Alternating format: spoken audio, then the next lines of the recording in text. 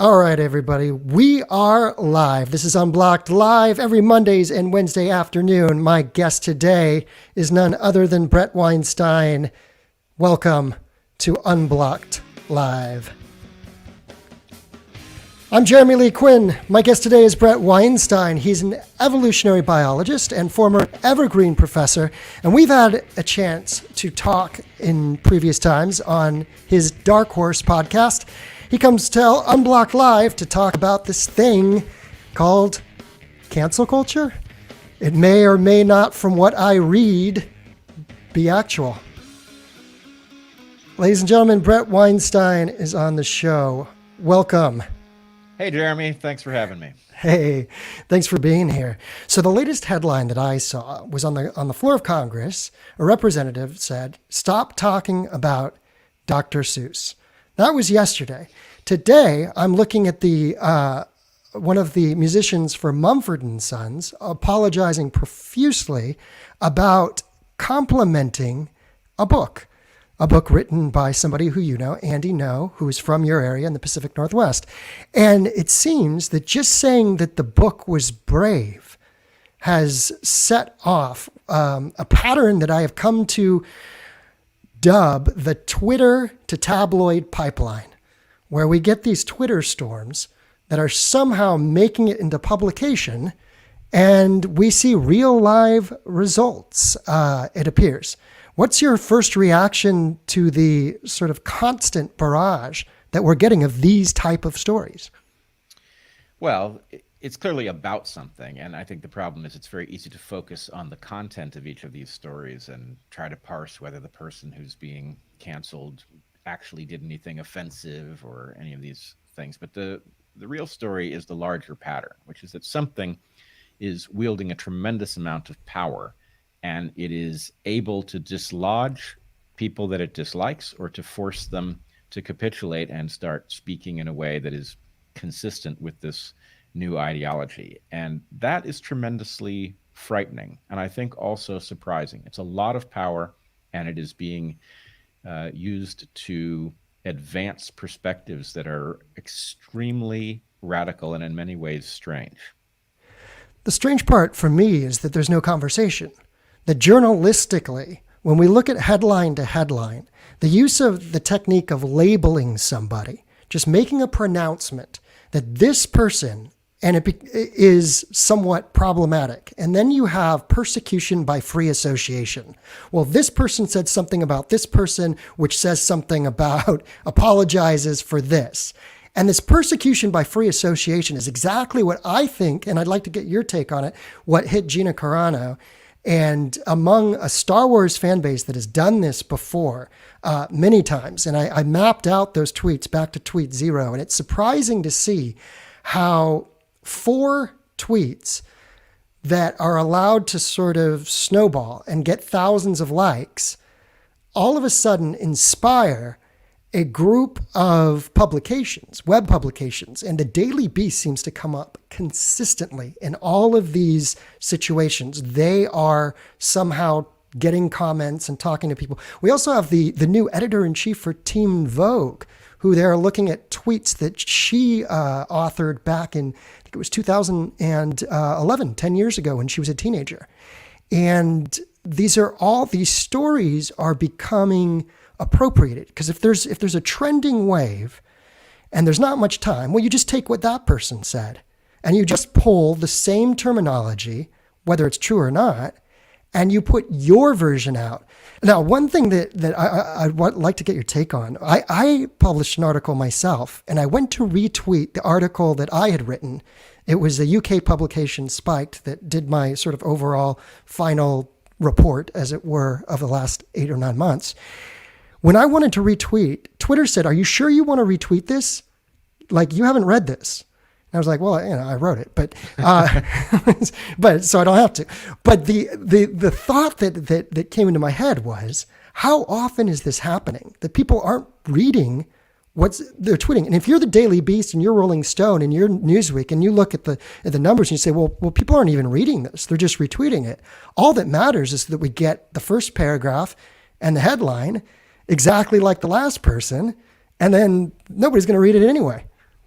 That You're right. scares me. And it's amazing how frequently, when you actually dig in, you discover that the claims are meritless. Or what I find, particularly in recent times, is that you'll very frequently have a story reporting on the cancellation of some person for some behavior, and it will simply be asserted that they said things that were troubling, and then the whole story is about the cancellation. And my feeling is actually the most important part of the story is that you include the thing that they said so that I can evaluate myself whether it was actually troubling. And the reporting of the fact that it was troubling or controversial without the reporting of the content itself leaves us as essentially passive consumers of anger and vitriol. And you're right. Basically, it creates a formula for punishment. But it is also worth pointing out there are the stories that we know, the Gina Carano's, and then there are all the people who get the message and curb their own behavior, whose names never become known, and the things that they might have said never get said, which then gives us a very false impression of what people actually believe. I see. But I mean, the Gina Carano story was so interesting to me because when I retraced everything to tweet zero, the very person who was helming the persecution run had been involved in previous efforts. And to get it going, she replied to an old thread from just a few weeks ago where all these other people were alerted, and it took off from there. And not only that, but the actual talking points, which were Republicans and Holocaust, those two words don't appear in the post that she shared. What she shared wasn't authored by her. A lot of people don't even know that she was not the author. That another podcast had posted something, she'd screenshot it, and then she posted it. And you could see that other podcast logo is right there. Now, all these intricacies aren't even talked about, aren't even discussed. The content itself isn't even discussed. I mean, some people, Barry Weiss wrote about it, and Ben Shapiro wrote about it. And the question was, well, is this unnecessary? Is this anti-Semitic? But those labels were thrown on without a discussion. And I think that both of them concluded something very different than what the Twitter mob was pushing. What was your thought? I mean, in fact, I think, again, it is very easy to get sidetracked by the content of these battles. And, for those of us who are aware that there's something abnormal about the level of sensitivity and, the fact that sensitivity is not universal. I can say things that other people cannot say and vice versa. But the important thing is to recognize that there is some force that has not only decided that it is entitled to dictate who is allowed to make a living, but has the power to drive people off the map through simple allegation. And of course, this is exactly the sort of behavior that the Constitution is designed to prevent. But the loophole is that the founders understood this hazard in the form of governmental abuses of power, but did not understand the ferocious power that online mobs and their support by tech platforms would have. If the founders had understood this, they would have protected us from it as well, because it's frankly just as dangerous, if not more dangerous, than governmental abuses of power. But we are left defenseless in this era because, frankly, it was impossible to conceive of such a thing. Certainly. Now, we had a comment on the audio as I just want to say, I just turned it down a little bit. And so hopefully that corrects it, but please continue to ask us questions and give feedback. I really appreciate it. The thing that I woke up this morning to see was this banjo player from Mumford & Sons had issued an apology about having hurt people by approving of the book that we know as Unmasked. Now, in each of these articles, if you go from Rolling Stone, again, another repeat sort of common denominator, just like the Daily Beast, to the AV Club. The AV Club had a scathing headline in which they called him a right-wing troll. We don't get, with this consistent default to labeling, we don't even get discussion about what the material is. how it may or may not be controversial. Well, if it is controversial, please let's have a discussion about that. Is there something in the book specifically that is quote unquote hurtful or harmful? What is that? That discussion is withheld completely, I find extremely disturbing, because that means we're not even talking about anything. We're just following the lead of a label of someone calling somebody a troll and then somebody else saying that that's a provocateur, and then it's just a pile-on. It's a landslide. It's an online landslide that keeps hitting without fail. Yeah, I mean, in this case, it's a little hard to tell whether people were upset really about what he said about Andy's book, or whether it was the fact of his banjo playing. But no, everybody's a critic, right? Everybody's a critic. Yeah, no, the banjo is just an instrument that's always safe to make fun of, although it's actually quite a cool instrument. But nonetheless, yes, there's something very frightening about this. And I think the problem is we've skipped the part where you just simply get to be wrong, right? Like, let's say that there was something inherently wrong with Andy Ngo's book, and that this banjo player, whose job, frankly, is not to be a commentator on current events. He's a banjo player in a popular music group, right? Imagine that he was just dead wrong. Imagine that the book was offensive. Is he not entitled to be wrong and to realize that? Surely he has that right. Instead, he's going to be hunted like a witch for having said something that is not, in fact, as far as I know, not incorrect, but what it is heretical. Right. Andy is radioactive from the perspective of a certain political ideology. And they're entitled to feel that way about him. But the point is, they're actually wielding power on the basis of their assessment. I was going to show the tweet. Sorry to pull away there so quickly, but I want to sort of see what this heresy is, so that we can take a look, because oftentimes we have these conversations. I'm just sort of learning this to pull in tabs and take a look ourselves. So this is the great Mumford & Sons heresy. He wrote, this banjo player wrote, "Congratulations, Mr. Andy Ngo. Finally had the time to read your important book, You're a Brave Man." So this was the heresy, and I pulled the AV Club because their headline is so unjournalistic in its lack of objectivity. Mumford & Sons, Winston Marshall acknowledges he really fucked it up this time, is the headline. Now, I'm sure that gets clicks. It's edgy. And it goes on to say that Marshall tweeted in support of right-wing troll Andy Ngo, right? So I don't consider this journalism in any stretch of the imagination. There is nothing journalistic whatsoever about it. And as you go from story to story, we see this labeling, this habitual labeling, being pulled out and recycled. Whether he's a right-wing provocateur, whether he's a right-wing, whatever word it is, that's what your whole story is hinging on. That label, and associating this person with that label has become the be-all and end-all of journalism now, and that frightens me. Well, I think it's also worth noting that the particular tweet in question actually evokes a prior cancellation from a different era in which the sensibilities were entirely distinct.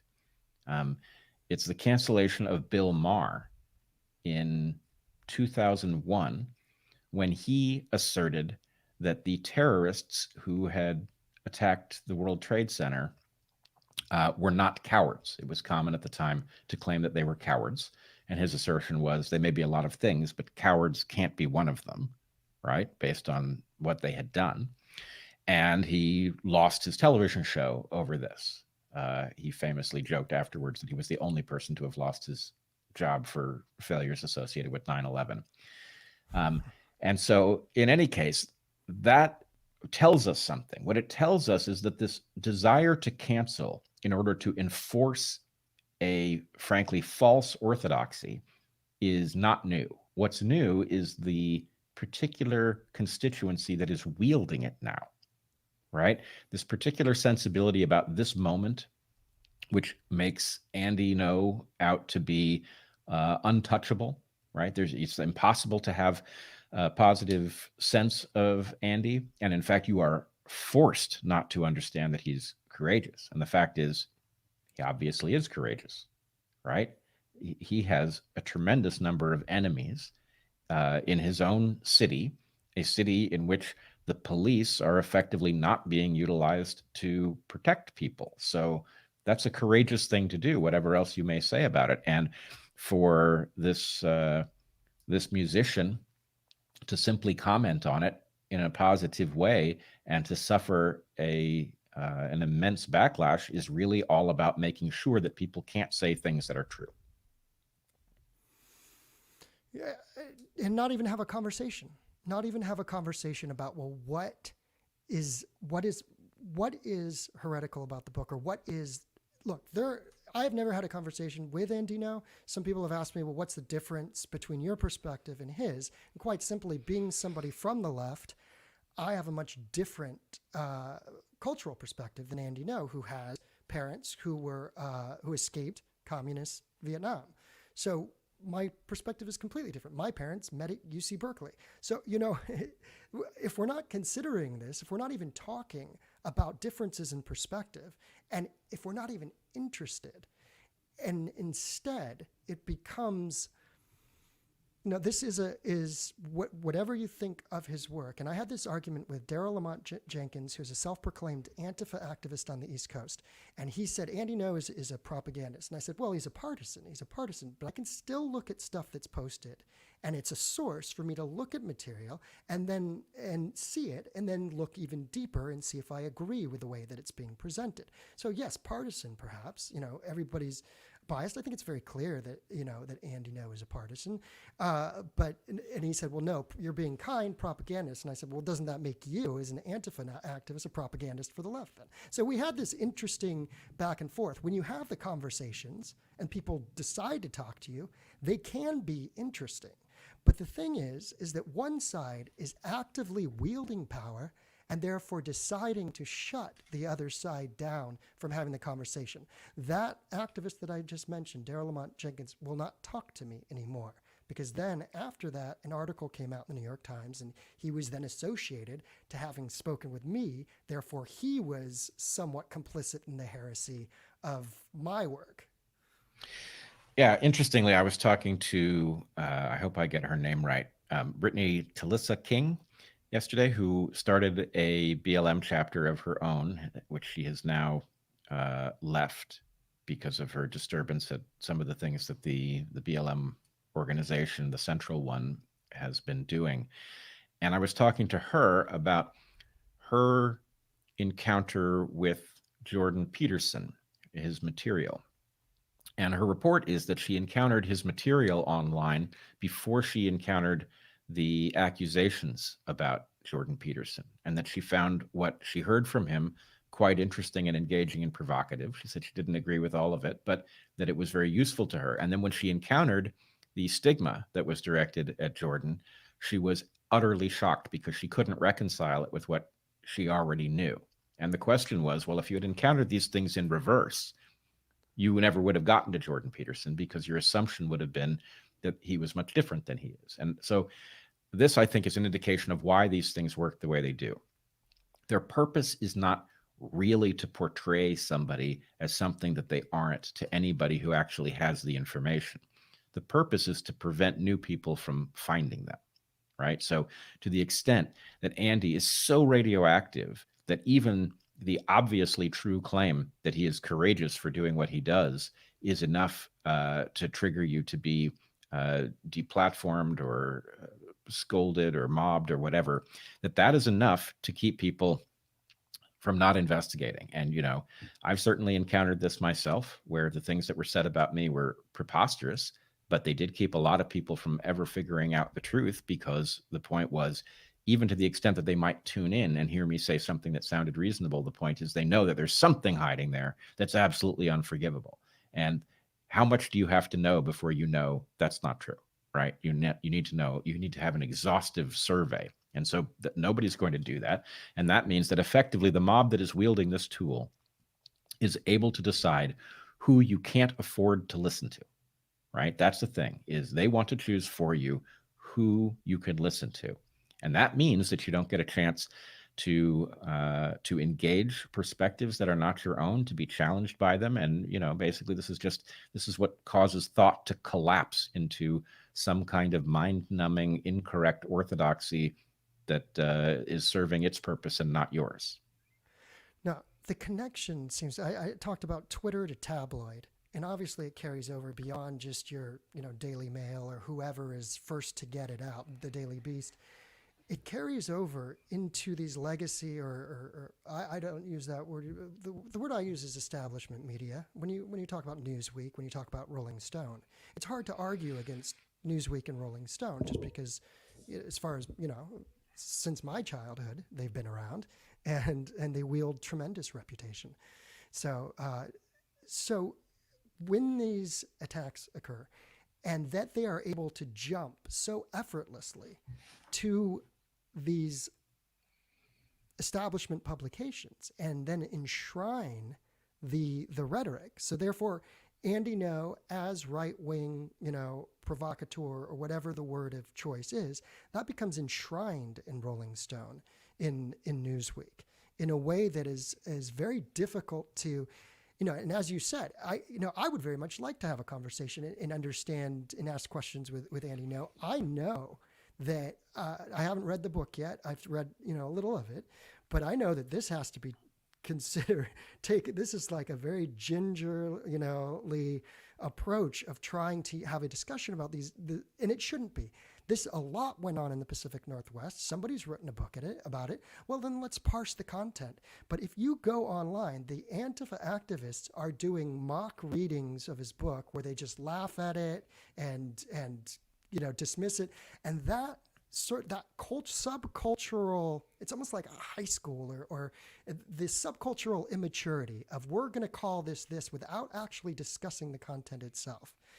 That is so pervasive that it doesn't just bleed into Newsweek and Rolling Stone. The Southern Poverty Law Center, who I was on their conference call at the beginning of February, and my question was effectively censored. I typed out a question. It was an online forum in which I said, how does the Southern Poverty Law Center address hate coming from the left? For example, October the 17th in San Francisco, December the 6th in Sacramento, and November the 14th in Washington, D.C., where these were unilateral attacks on conservatives.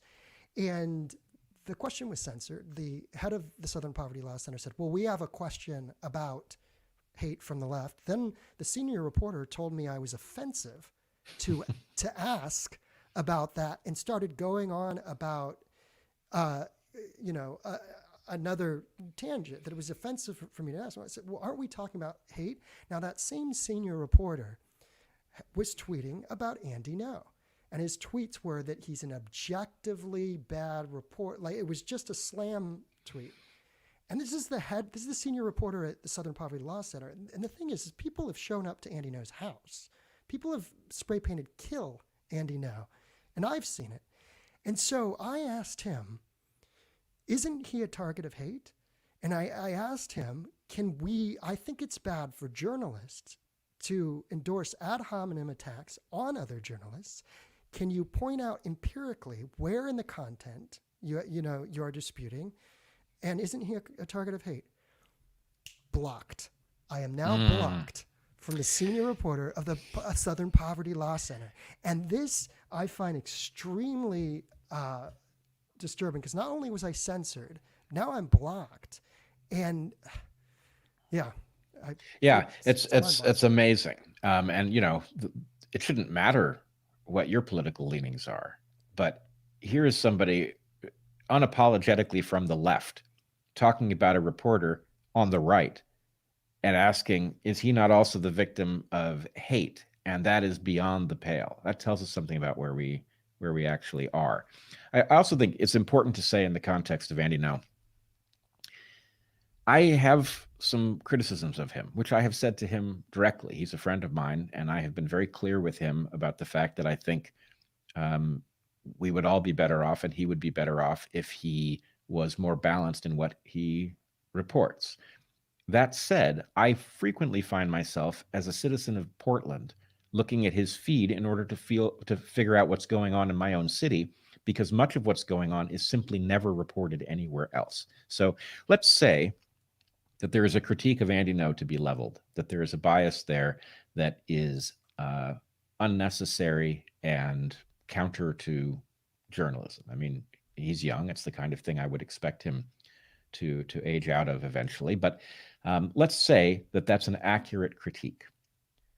Well, let's balance that with the fact that he is virtually the only person in the context of Portland who is giving an accurate report of where violence is taking place and what it is. And when I go to these reports, I find that it is a better measure of what's taking place in my own city than I get from our local papers.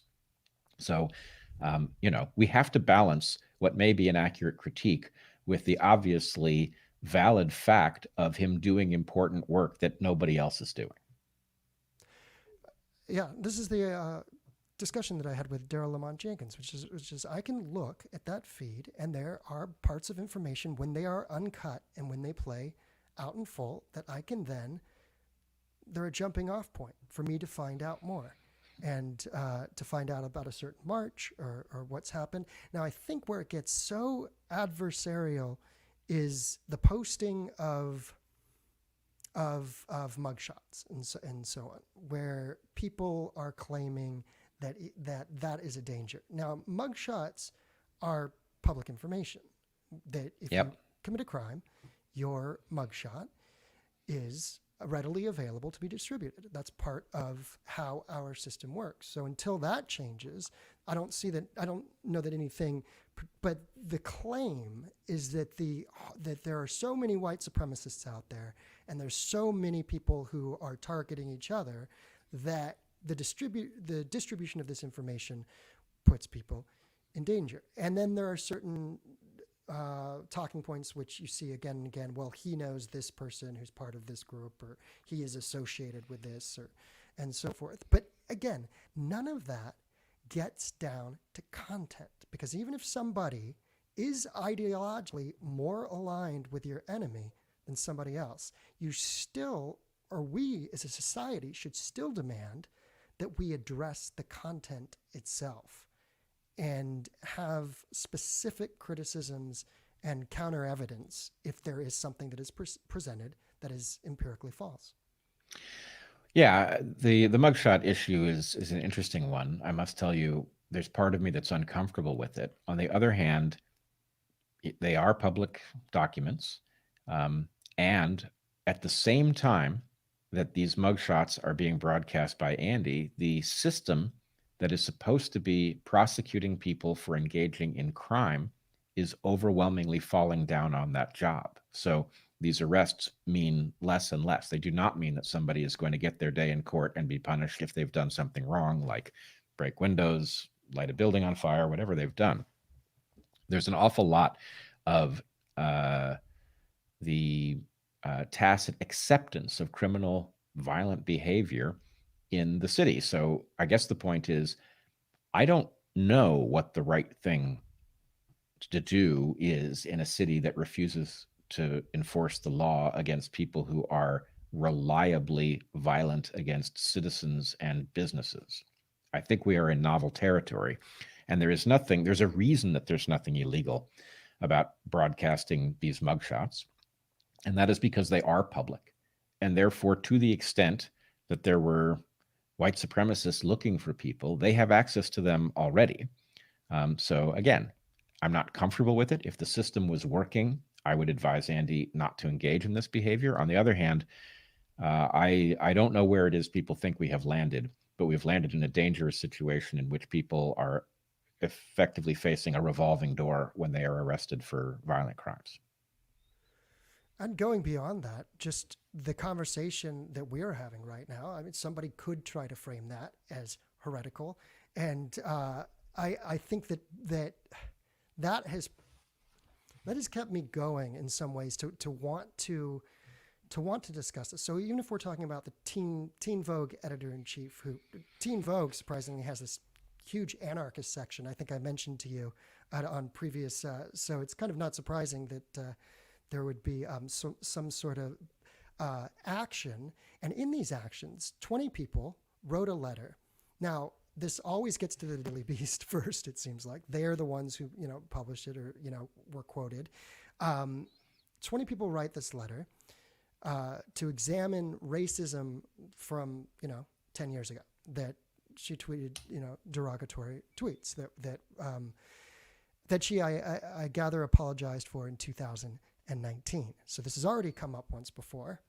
But then you get celebrities in on it, given rising perceived. I don't think we have the hate crime numbers for 2020, but the perception is that there has been a rise in hate crimes against Asian Americans, and therefore Olivia Munn, Daniel Day Kim, all these Asian American actors are getting together and making statements as well. It becomes a highlighted sort of these become online events, essentially.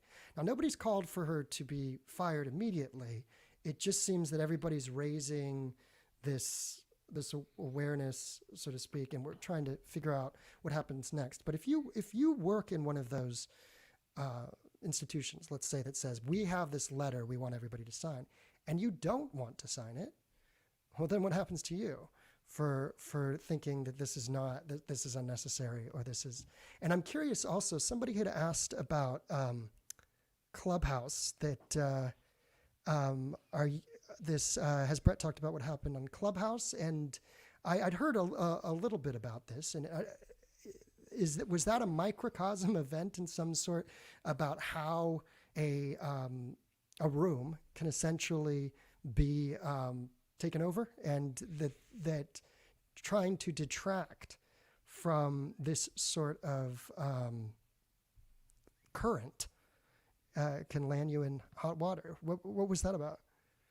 Well, so I'm caught in a little bit of a bind on this one, because there's nothing wrong with me talking about what happened in that room. But the reason that people are aware of what happened in that room is that somebody broadcast a recording of it on the internet. And that's against the rules. And frankly, I think in general, the rule that prevents people from broadcasting recordings of those rooms is a good one, that actually allows conversation to be freer and therefore potentially in many circumstances to solve these issues rather than make them worse. But yes, given that this one is out in the world, it was almost literally a microcosm of what takes place elsewhere. It was a little room, probably, I don't know, several hundred, 1,000 people. And it was started by Michael Tracy. I was not there when he started it. I was not in any official way part of this room. I just walked into it to listen to what was being said. The room's title was something about, is Clubhouse too obsessed with wokeness, or something like that. And in my opinion, sitting in the audience, it was going quite badly. It was being managed in such a way that, frankly, there was all kinds of things were heating up. And instead of, it was more heat than light, let's say. And at some point, someone persuaded Michael to grant moderator privileges to a person of color. And then I think the person who was granted the moderator privileges granted them to somebody else. And once you have moderator privileges, you can boot anybody you want off the stage or out of the room. So they booted Michael, and they booted every white person off the stage. There was about 30 seconds of people of color who remained on the stage protesting and saying that they wanted to continue to have a productive discussion. Those who made that point were ejected also, which left a stage full of people who then engaged in all kinds of obnoxious behavior. They were demonizing whites. They were demanding payment over Cash App. It's not for people who don't. Payment for what? For just their thoughts? Well, try this on for size. They were demanding payment for the education that they were delivering to whites in the room. That is, they were berating whites and making all sorts of claims. There was no claim too outlandish to be entertained in this room. I never heard anybody say, yeah, actually, that's not true. So all sorts of things were suggested, including that cities are constructed to make the hunting of blacks easy, things like that. So anyway, this room, or at least the leaders of it, were demanding that whites in the audience pay the black organizers, were those who took it over and became the organizers of this conversation, for education. That was what the ostensible explanation was. At some point, they noticed that I was in the audience. They started saying things about me. It happens that I had an invitation to come on the stage that somebody had directed at me left over from before the coup. So I clicked it and I went up on the stage, and they immediately asserted that I was, when I said that I was an evolutionary biologist, they said, "You're a eugenicist." I said, "No, I'm not a eugenicist. It's not the same thing." They accused me of, or they demanded to know if I was a white supremacist or a transphobe. I told them I wasn't. They immediately asserted that I was, and then ejected me from the stage. In any case, it's, on the one hand, not really a big deal, and frankly, not all that unusual for conversations in a place like Clubhouse. Clubhouse is still discovering what kind of platform it is, and I will say that the full range of conversations exists there. There are excellent conversations, and I've heard and participated in and organized conversations on race that are very productive there, but I've seen the exact opposite many times. So in any case, I would say it is important that we not oversimplify or extrapolate too much from what took place. But yes, the room you are describing was a microcosm of the same dynamic. And you were allowed to remain in the room the whole time, or were you eventually booted? I don't know the answer to that. I know that suddenly I disappeared from the room. I don't know whether that was because somebody kicked me out, or I also heard that it's possible that Clubhouse shut down the room. And it may be that the coup leaders shut down the room. I don't know. I have no insight on what went on behind the scenes. I know that suddenly I ended up out of the room, and that I didn't know of any reason for it. Gotcha. Gosh. Well, the name of this podcast is Unblocked, and it's not a reference as much to the black bloc as it is just unblocking each other, not blocking each other, hearing each other out, trying to have conversations. This is an interesting question I want to present to you. Adam asks, speaking of Evergreen, if Bret could teleport back to Evergreen, what would he do differently? And that's a question that I'm curious. Is there anything in sort of that moment of self-introspection and looking back and knowing what you do now that you would have, how would have you approached things differently, perhaps? Absolutely. There is something I regret. I was very careful about when I sent emails into my college, when I sent them to my faculty and staff colleagues. And in that process of being very careful, I wrote but did not send many of them, right? I was trying not to inflame things, so I sent a small fraction of the emails that I wrote. In retrospect, I should have sent them all, right? These things create a record of what's taking place, and the responses to them are quite telling. And because Evergreen is a public college, those things became available to the public through public information requests. And in effect, all of the emails that I sent and all of the responses that came to them allow the story to be understood historically in a way that it would not be understandable if I hadn't sent them. But if I had sent more of them, the story would be all the more complete. So that's my regret.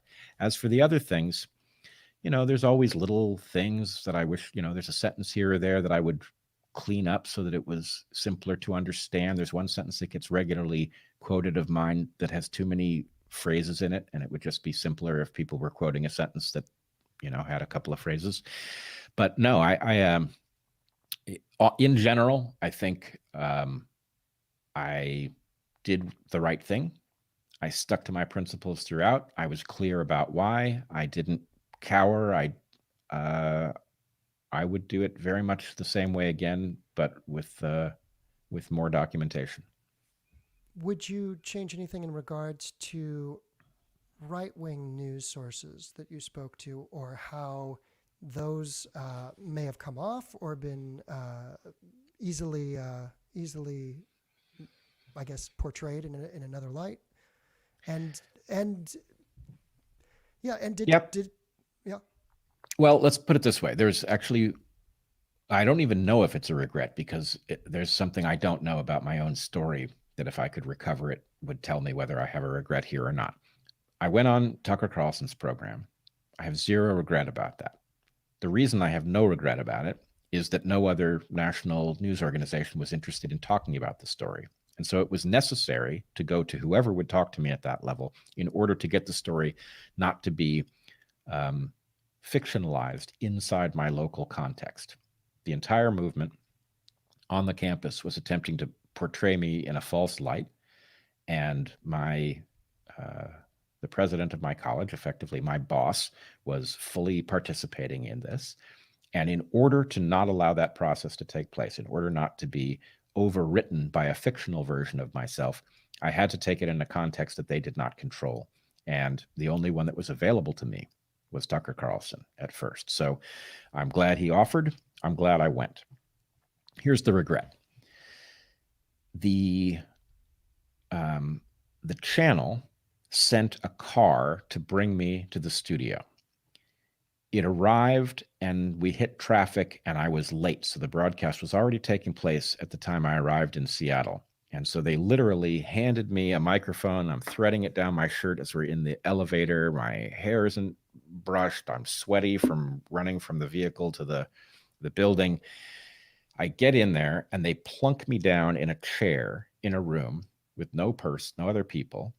And there's a camera in front of me. There's no screen.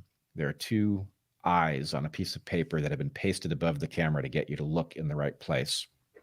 And the next thing I know, I'm on with Tucker Carlson and he's asking me questions. Now, my colleagues gave me a tremendous amount of grief for the fact that Tucker said something that was false about the story. He effectively said that we whites had been forced off of campus, which was not true. We were asked not to come to campus, and we were asked that by administrators. It was not a simple request, do it if you like, don't do it if you like. It was coercive, but it was not a rule that we couldn't show up on campus. So Tucker made that error. And here's what I don't know. I don't know whether I heard him say that in the intro to the story. I had not yet been brought on. So I was sitting there. It's possible that that was piped into my headphone and I was listening and not paying attention because I'd just been dropped in this chair from the elevator and this is my first time on national television and all of that. Or it's possible that I didn't hear it and they brought me on at the moment that the interview started and I didn't even know that that had happened. But what I didn't do was correct it.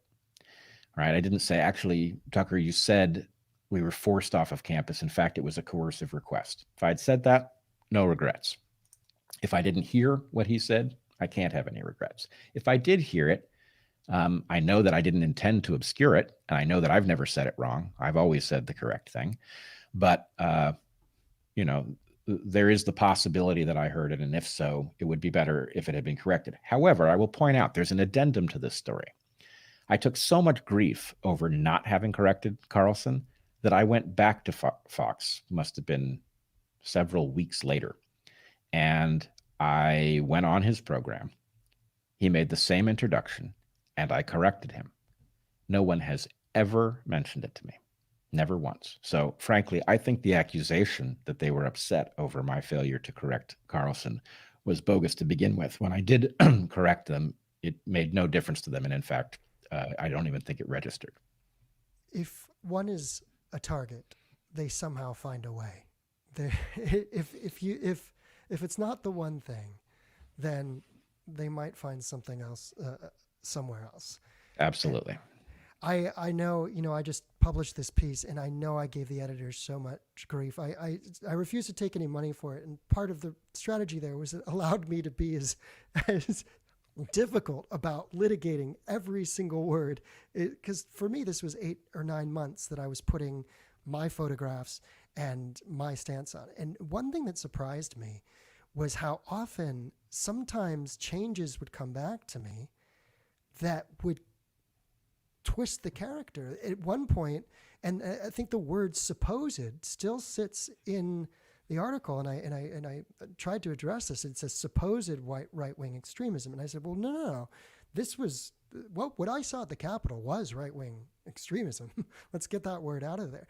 But sometimes I've been surprised because with the New York Times article, which was called "The Truth About Today's Anarchists," Farrah Stockman, the author, didn't write that headline. And that was written by somebody Mm-hmm. in the web, department. And similarly, my piece was originally called A Culture of Extremists. And I was arguing quite simply, we need to look at extremism holistically, because just like I've always said, just like Newton always said, every action has an equal opposite reaction, and that we need to approach extremism like that and have these conversations and not think of and as opposed to persecution, the culture of persecution that is persisting. But I was very surprised when my headline became something completely different, and I thought about it for a while, and I was like, okay, I guess it's not, totally egregious. But if we're in a culture where every word is being litigated and you're being said, hey, you said this one time 7 years ago, therefore where you have worked to and gotten to and arrived at is illegitimate because of this. That's why I think I was so anal and such a nervous wreck about just publishing the last 8-9 months of study. And it's a scary place to be in the sense that that we're going through everybody's history with a fine tooth comb. Well, two things on this. One, I think the public understandably cannot appreciate the predicament of putting stuff into this world at any substantial rate.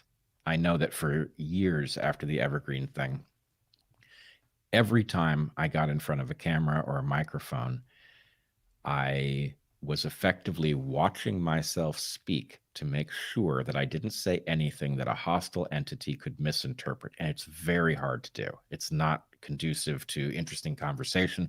It's a self-protective thing. And it's only a matter of time. If you put, hundreds of hours of conversation into the world, there will be things in there that if you edit them sound bad, no matter who you are, right? A hostile editor is a very frightening thing.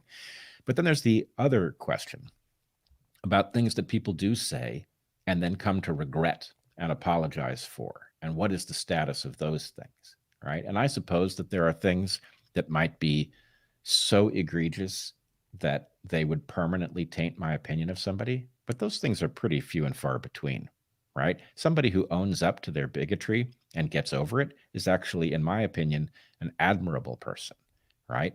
And so in the case of the Teen Vogue editor, I actually couldn't find her exact tweets, but I got the gist of what they were by looking at enough reports. But my sense is, yep, they were bad. I admire somebody who recognizes that they're bad. And then we've got the case of Dr. Seuss, which is just such a beautiful illustration of this. I mean, literally, right? The man had bigotry that was very much of the moment, right? He had especially anti-Japanese bigotry during in the run-up to and during World War II, very common for an American. But he also, not only did he get over it, and not only did he apologize, but the lesson was important enough that he encoded it into Horton Hears a Who to give children the benefit, a book that he dedicated to a Japanese friend of his from after the war. And so my sense is, this is the bigotry that we find in early Dr. Seuss is exactly the opposite of something that should cause us to cancel him, right? It is the basis to actually fully understand the complexity of a human being, the fact that, our heroes are not pure, and that it is admirable when they behave as we would hope they behave in the face of the discovery of their own flaws. So what the hell are we doing canceling anything? You've got to leave the record so people can go back and figure out what they're supposed to do. I agree. What's interesting about Dr. Seuss, much like Star Wars, is these, and much like the Teen Vogue editor, these are not the first passes. These are like second and third or fourth passes. One of the tweets that I found said, hey, this is the third time we have Gina Carano trending. Do you think they'll finally do it? The people who are getting in on it are well aware. This is not just that this Teen Vogue editor apologized 2 years ago, and yet we're doing it again is all too predictable. What with Dr. Seuss, did you know? I had missed this story, and I just learned this morning, that in the fall of 2017, the First Lady, Melania Trump, had given away or sent Dr. Seuss books to a number of libraries across the country. And one woman sent them back and said that and made points about Dr. Seuss and let's just call them activist points. A paper was then written in which they discuss Dr. Seuss and white supremacy. And it's one of these papers with a unusually long title. And when you get to the end of it, the conclusions are mind-boggling. And I kind of do, on one hand, I have that here and I could possibly read it, but on the other hand, it's just more it's more cancel porn in the sense of where these papers go to and how we're supposed to interpret the Cat in the Hat as a minstrel, as evoking minstrelsy and all of this. And so there's this is not the first go at Dr. Seuss. Oh no, it's been coming. It's been coming. It's been coming. So that the business about there being this academic paper, which I have also looked at and is preposterous, not surprisingly, is I have a term for this. It's called idea laundering. And the idea is that certain ideas are nonsense, but if you can get a academic looking publication to say that they are valid, and that academic publication is in a field that doesn't have a method, right? If basically the point of the thing is to discover the conclusion that you fed in on the front end, then these things look to the casual observer like, well, I guess there are people who study these things, and I guess they've concluded Dr. Seuss is a white supremacist, right? Well, you can discover yourself in looking at the facts about Dr. Seuss that he is a guy who had some bigotry, got over it, and was the opposite of a white supremacist, right? He has many marks in his favor on this, not just simply his willingness to apologize, but the place he arrived in his life is the opposite of that. And so you can discover that. But if you want to play this game, then it's very convenient to have a scientific publication or a scientific looking publication that says, well, we've discovered the white supremacy and, sorry, but Dr. Seuss has got to go. So anyway, keep idea laundering in mind because it happens again and again. And it's to retrace these cancellations. And again, now we're getting to a point where I see people on my Facebook feed saying cancel culture is a right-wing talking point. And now neither of us are right-wing, yet Nope. we've been on the receiving end, both of us, of essentially these online defamations that sort of come out of nowhere. I looked at mine, and mine came from anarchist publications that simply did not like what was printed from my work, and so they used the same labels: conspiracy theorist, right-wing troll. I was a right-wing troll all of a sudden, and as I told you before, by the next morning you're a neo-Nazi, and that's what happened in the Gina Carano thing too, because anti-Semitic was disgusting. All of these, it was a publication called Discussing Film was the first one with 100,000 plus followers to get the talking point that this was really disgusting. So they get 10,000. Everybody's rewarded 10,000 likes for their effort in the campaign. Here are your 10,000 likes with which you may display them on your pinned tweet. And that's essentially the collateral. That's all that people are getting out of this and taking somebody down. Yeah, I mean, it's incredible that people will betray their values for, it's not even a pittance, it's empty. But nonetheless, you're right. It's formulaic. It's often not the first pass at people. I think finally we are succeeding in facing down the accusation that if we are concerned about this, we must be right wing. Right? That's an old chestnut, and it's been very effective at keeping people who know about themselves that they are left wing. It's been very effective at keeping them from paying attention to those of us who are alarmed about wokeism.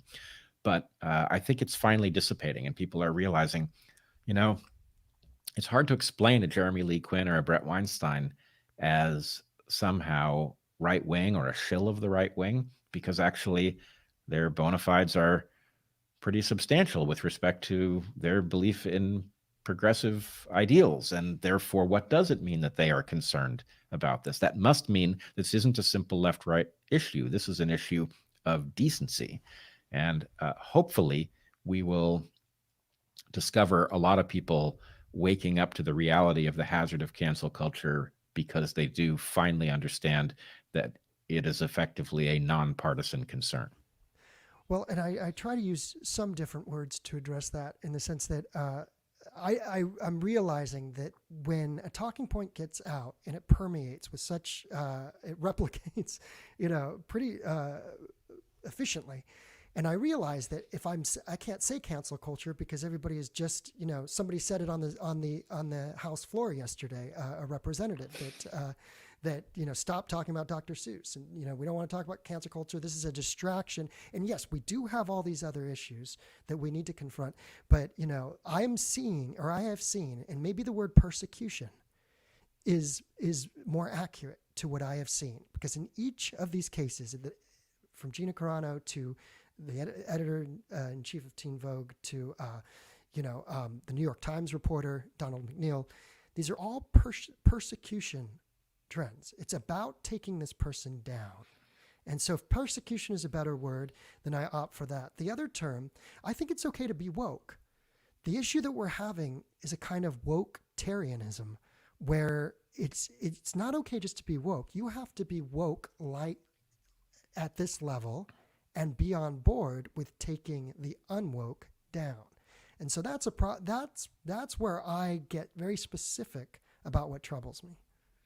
Well, I disagree with you a little bit on woke. And it's not that I don't understand what you're saying, because my recollection is that woke was a honorable and useful term until some point at which it changed. It became a moniker for something else. And like so many of these things, it is ironic in the sense that if there's one thing that seems to be true of the aggressively woke at the moment, it's that they appear to be sleepwalking, right? They do not appear to be awake. They appear to be on a mission and acting on autopilot. So I don't wish to denigrate the term as it used to exist, right? People who are aware of the struggles of others, I think in particular Black folks, are to be honored for that awareness, or to be at least recognized. But that's not what this is. Something else has taken it over. And so, am I against social? No. Am I against justice? No. Social justice sounds great. But social justice at the moment means a very particular set of beliefs that are actually antisocial and unjust. And so I have to oppose it, even though there's a certain price to it. If the woke revolution is a bunch of people who are actually asleep, even though it seems that I'm opposing people who are awake, I know that that's not what I'm doing. So persecution, I like it. It's an accurate descriptor. Maybe we need something like techno-persecution to describe this new dimension of the way it works, or something along those lines, or witch hunting, or I don't know what the term would be, but it has to be a combination of whatever this ancient instinct is to destroy those with wrong think in their minds. And it is fused with modern technologies that, frankly, nobody could have conceived of until very recently. Now, last question, because I know you do have to go, and I want to ask one question from the shoes of, I guess, my own perceived adversary, as it were. I was thinking in terms of the senior reporter of the Southern Poverty Law Center, and how my inquiries were labeled offensive.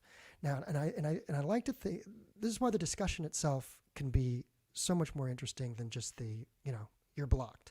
I was interested in looking at hate crime statistics, that there's roughly 5,000 hate crimes, and they disproportionately affect African Americans and Jewish Americans.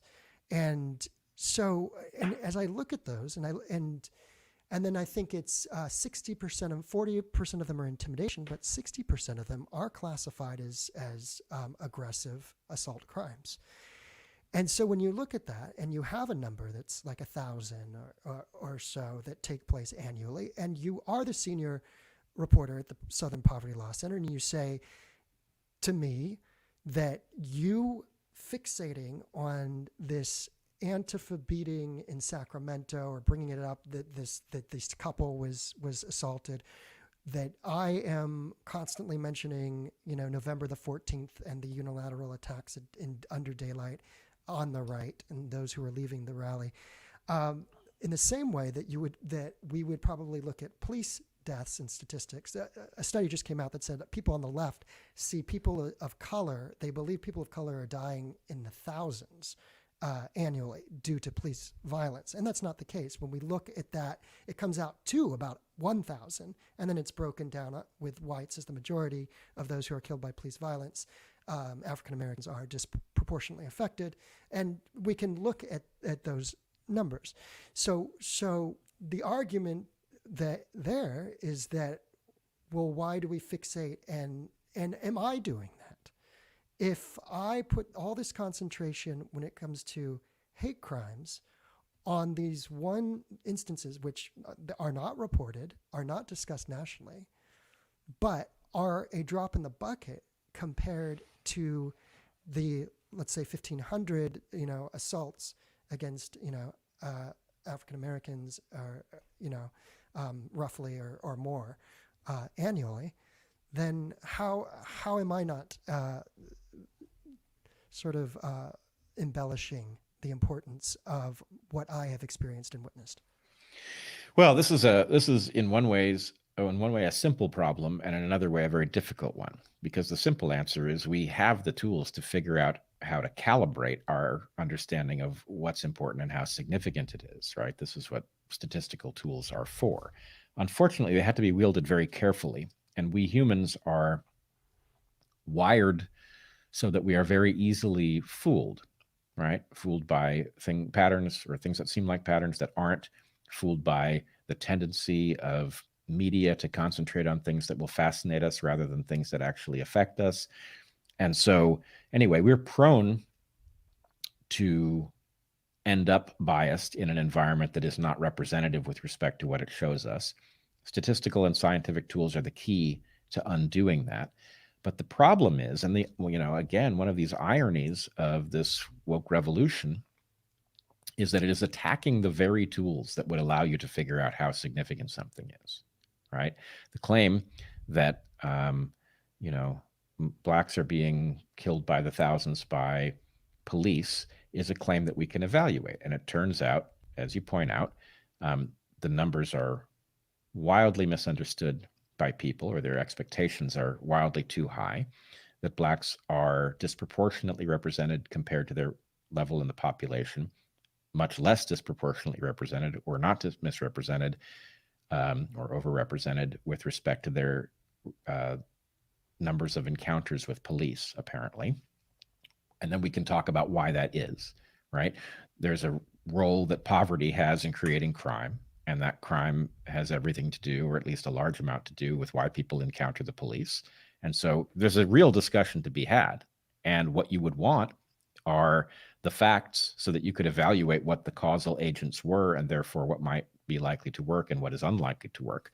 But a movement that attacks science as white supremacist, right, that says that those are the tools of the oppressor and therefore we must abandon them, is effectively, it's plucking out its own eyes. And, frankly, to the extent it's forcing the rest of us to abide by these diktats, it's plucking out our eyes. And we can't afford that. We need to know what's going on before we even get to a question about what to do about it. Bret Weinstein, thank you for being with us. I really appreciate it. And it's, as always, it's great talking to you. And thank you for being on this edition of Unblocked Live. Thanks for having me. I enjoyed it. We'll do it again sometime. I hope so. And folks, sorry we didn't get to many of the questions. We appreciate you being here. Please hit the subscribe button, youtube.com/unblockedlive if you're watching on other platforms, or we are streaming on my Twitter as well. So thank you very much, everybody, for being here. Bret Weinstein, and we'll talk again soon. Great. Be well.